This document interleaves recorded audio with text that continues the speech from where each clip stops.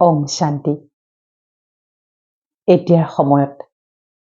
সকলোতকৈ ডাঙৰ সমস্যাটোৱে হৈ গৈছে ৰিলেশ্যনশ্বিপ সমস্যা। কেৱল সংসাৰত স্বামী স্ত্ৰীৰ মাজতে নহয়, ঘৰখনত থকা প্ৰত্যেকজনৰ লগত কিবা যেন আমাৰ এটা কেমেষ্ট্ৰি নিমিলে। আজিকালি এইটো খুব চলি আছে আৰু সেই ৰিগাৰ্ডিঙত বহুত বেছি আমি কাউন্সেলিং কৰি থাকিবলগীয়া হয়। গতিকে সৰ্বপ্ৰথমে কৈ দিওঁ, যদি কোনোবাই ৰিলেশ্যনশ্বিপ কাউন্সেলিঙৰ ওপৰত কোৰ্চ কৰিব বিচাৰে বা কাউন্সেলিং কৰিব বিচাৰে, তেওঁলোকে পোনপটীয়াকৈ ইনবক্সত যোগাযোগ কৰিব পাৰে। সম্বন্ধ অবিহনে চলিবও নোৱাৰোঁ, আৰু সম্বন্ধ থাকিলেও আজিকালি খুব বেছি টনা আজোৰা, জঞ্জাল, ঈৰ্ষা, ঈৰ্ষি, জেলাছ। সবচে ইম্পৰ্টেণ্ট হৈ গৈছে ঈৰ্ষা, জেলাছ। আগতকৈ এতিয়া জেলাছি যিটো ঈৰ্ষা, সেইটো খুব বেছি বাঢ়িছে। তাৰ উপৰি এই জেলাছত মানে কি বুলি ক'ম, কটা ঘাট নিমখ ঢালিছে ছ'চিয়েল মিডিয়াই। ৰিচেণ্টলি তেনেকুৱা 3টামান কাউন্সেলিং কৰিছোঁ পৰহি। ইণ্টাৰেষ্টিংলি 3টা কাউন্সেলিঙে আছিল এনেকুৱা ধৰণৰ, আপুনি শুনিব দেই, আপোনাৰ যদি এইটো সমস্যা আছে ঠিক হৈ যাব। যে চিষ্টাৰ, মোৰ ঘৰৰ কাষত এগৰাকী মানুহ আছে, বৰ কাষতো নহয়, আমাৰ গাঁৱতে। তেওঁ মোতকৈ ডাঙৰ, আমি বৌ বুলি মাতোঁ। কিন্তু তেওঁ ৰিচেণ্টলি কি হৈছে, তেওঁ তাৰমানে খুব বেছি ঘূৰি ফুৰে য'তে ত'তে, সদায় বেলেগ বেলেগ কাপোৰ পিন্ধি ঘূৰি ফুৰে, আৰু য'তে যায় সেয়া ফেচবুকত দি দিয়ে। আৰু সেই ফেচবুকত দেখি দেখি মোৰ মানে ইমান ঈৰ্ষা জাগে তেওঁলৈ, যে তেওঁ ঘূৰি ফুৰিব পাৰে, মইনো কিয় ঘূৰিব নোৱাৰোঁ। আৰু এই লৈ পেলাই মই মোৰ ঘৰখনত মই অশান্তি সৃষ্টি কৰিলোঁ। মই মোৰ মানুহজনকো মানে গালি গালাজ দিবলৈ আৰম্ভ কৰিলোঁ, যে তেওঁক ইমান ফুৰাই ফুৰে হাজবেণ্ডে, তুমি মোক ফুৰাব নোৱাৰা। আৰু এই লৈ পেলাই আমাৰ যিখন সুখৰ সংসাৰ আছিলে, সেইখনত লাহে লাহে কাজিয়া কালেজ বাঢ়িবলৈ আৰম্ভ কৰিলে। চিষ্টাৰ, মই জানো, তেওঁ এনেকৈও কৈছে যে মই জানো মই মানুহজনক ইমান বেছি দুখ কষ্ট দি থাকোঁ সদায় এইবিলাক কথাকে কৈ কৈ, আৰু ছ'চিয়েল মিডিয়াত যদি মোৰ চিনাকি কোনোবা যদি ক'ৰবাত যায়, ক'ৰবাত যদি ভাল ৰেষ্টুৰেণ্টত গৈ পেলাই খাই গৈ, তাতো মানে মোৰ ঈৰ্ষা জাগে। চিষ্টাৰ, মই সেই ঈৰ্ষাটোৰ পৰা মুক্ত হ'ব বিচাৰিছোঁ। গতিকে চাওকচোন, তেওঁ কিমান জ্ঞানী ব্যক্তি। তেওঁ জানে যে ঈৰ্ষাটো মোৰ উৎপন্ন হৈছে, মই ঈৰ্ষাটোক জলাঞ্জলি দিব লাগে। খুব ডাঙৰ কথা। সেইটো হৈছে ছেল্ফ ৰিয়েলাইজেশ্যন। সেইটো হৈছে যে নিজেই নিজৰ ভিতৰত থকা বেয়া গুণটোক চিনাক্ত কৰিব আপুনি যিদিনাখনি পাৰিছে, আপুনি এগৰাকী জ্ঞানী ব্যক্তি। গতিকে মই তেখেতক ধন্যবাদ জ্ঞাপন কৰিছিলোঁ, যে আপুনি নিজে যে নিজৰ সেই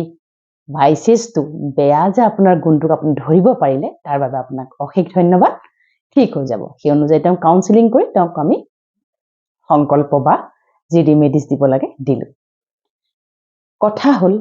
আৰু এটা ৰিচেণ্টলি এনেকুৱা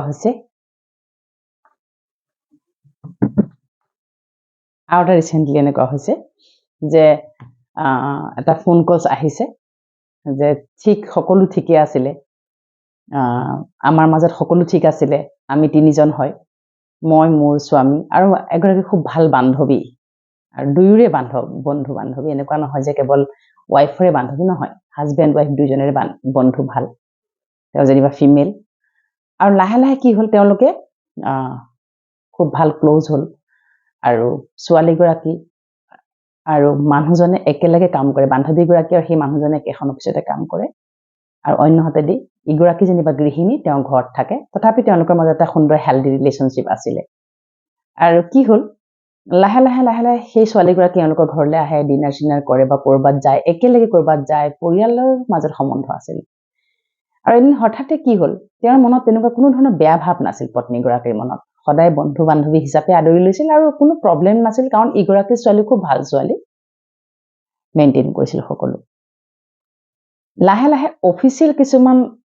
ছবি বা পিকচাৰ, অফিচত আজি এইটো চেলিব্ৰেশ্যন, সেইটো চেলিব্ৰেশ্যন, বা আমি ক'ৰবাত অফচাইটত গৈছোঁ, ক'ৰবাত গৈছোঁ, এনেকুৱা ধৰণৰ কৰ্পৰেট ইণ্ডাষ্ট্ৰীত আজিকালি এইবিলাক খুব চলে,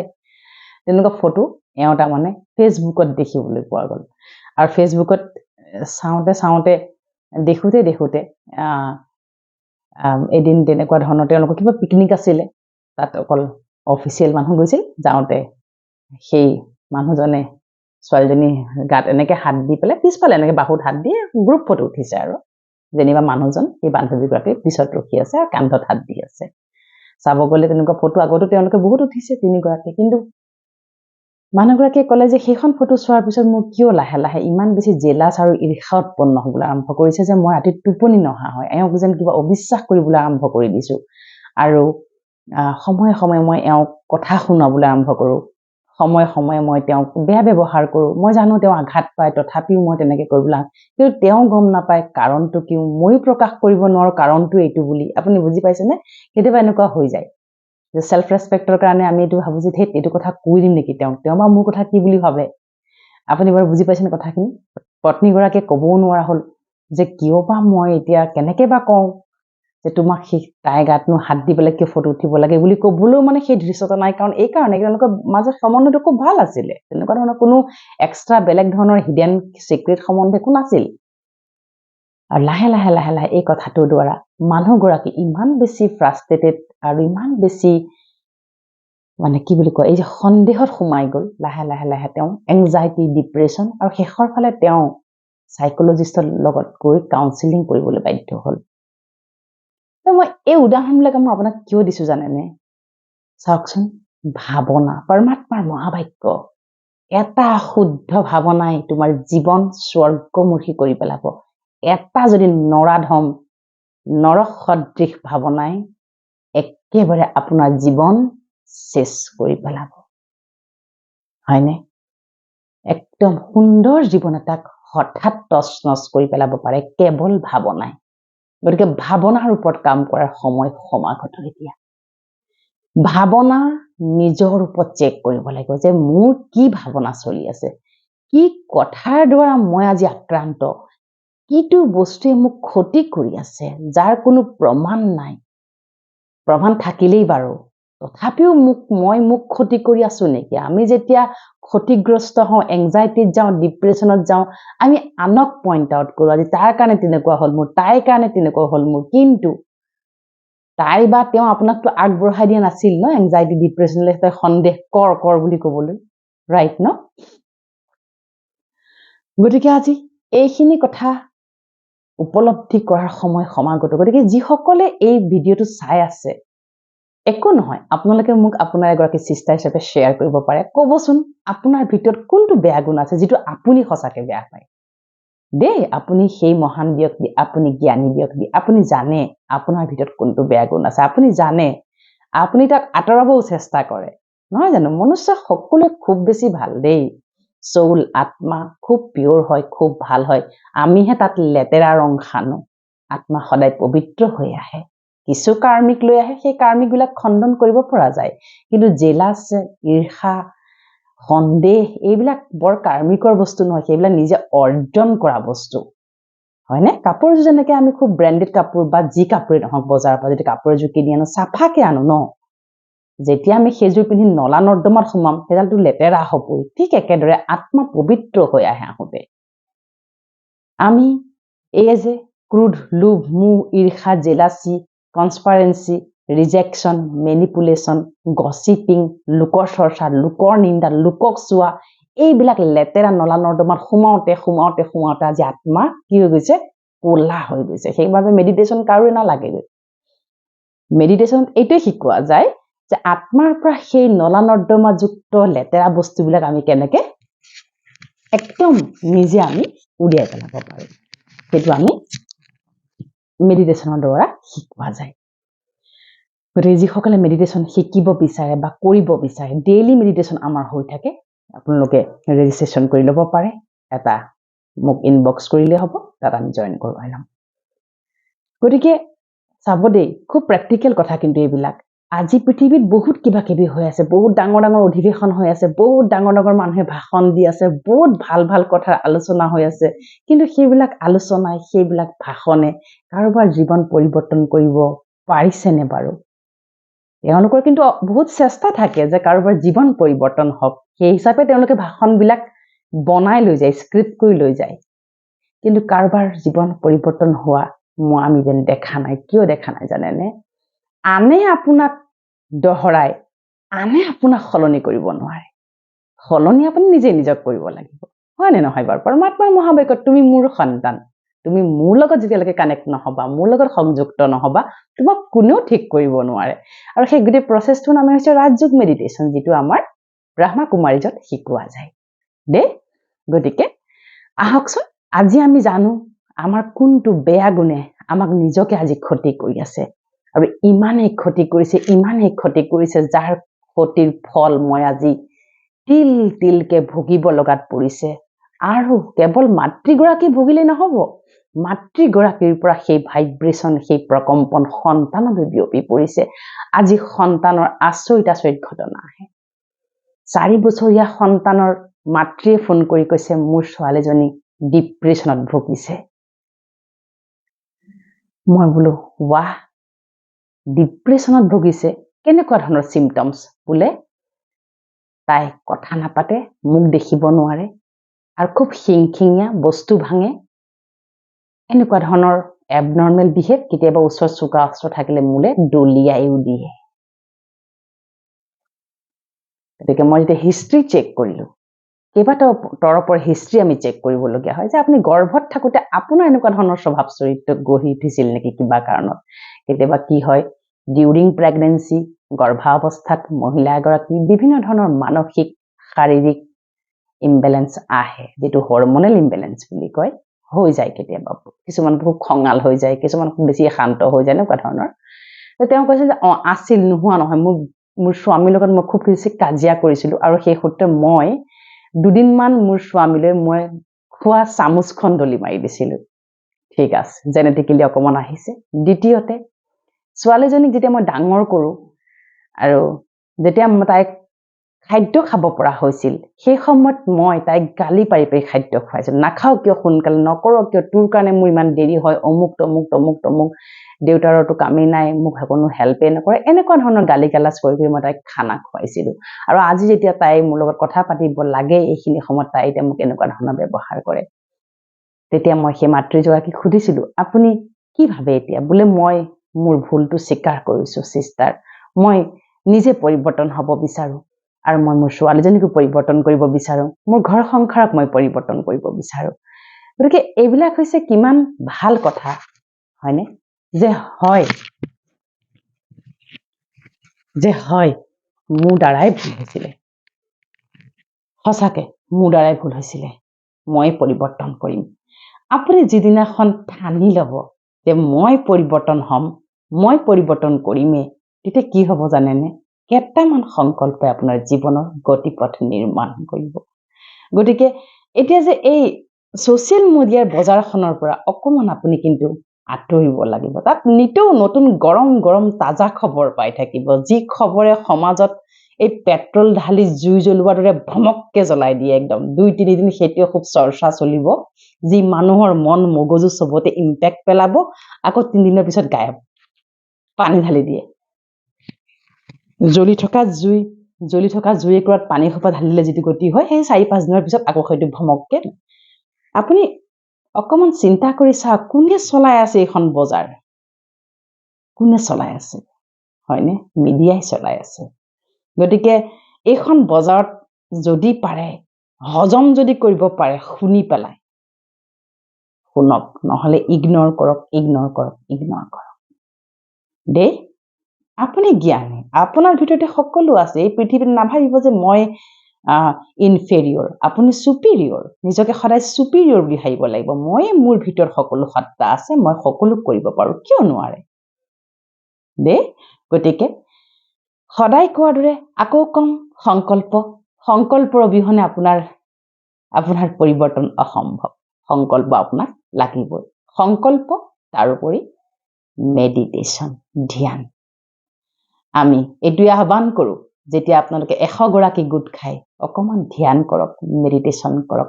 মানসিক এৱেৰনেছৰ ওপৰত কথা পাতক যিমান পাৰে এজনে আনজনক ভাল পৰামৰ্শ দিয়ক কিন্তু পৰামৰ্শ লোকৰ শুনি বা কিবা এখাৰ ওপৰতে কোন তেনেকুৱা নহয় পৰামৰ্শদাতাজন তেনেকুৱা হ'ব লাগিব যিজনে নিজৰ জীৱনত ধাৰণ কৰি দেখুৱাব পাৰিছে গুৰুজনাই নিজৰ জীৱনত ধাৰণ কৰি যিখিনি সত্যতা তেওঁ অনুভৱ কৰিছিল সেই সত্যতাই মানৱ জীৱনৰ ভেটি নিৰ্মাণ কৰিব পাৰি নেকি মানৱক কিবা কৰি সত্য শুদ্ধ ঈশ্বৰীয় পথৰে আনিব পাৰি নেকি তাৰ যাত্ৰাত তেওঁ লাগিছিল ইমান আত্মবিশ্বাস আৰু গভীৰ সততাৰে এই কাৰণে কাৰণ তেওঁ নিজেই জীৱনত সেয়া ধাৰণ কৰিছিল কিন্তু তেওঁক ৰিপ্ৰেজেণ্ট কৰিবলৈ গৈ পেলাই যদি আমি ধাৰণেই নকৰোঁ হয়নে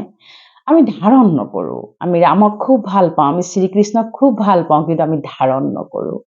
আজি ধাৰণ নকৰাৰ বাবে ধাৰণ কৰা মানে কি ধাৰণ কৰা মানে কি মই শান্ত আত্মা হওঁ মই যদি আপোনাক কিবা এটা উপদেশ দিবলগীয়া হয় আপুনি শান্ত হৈ থাকক আপুনি শান্ত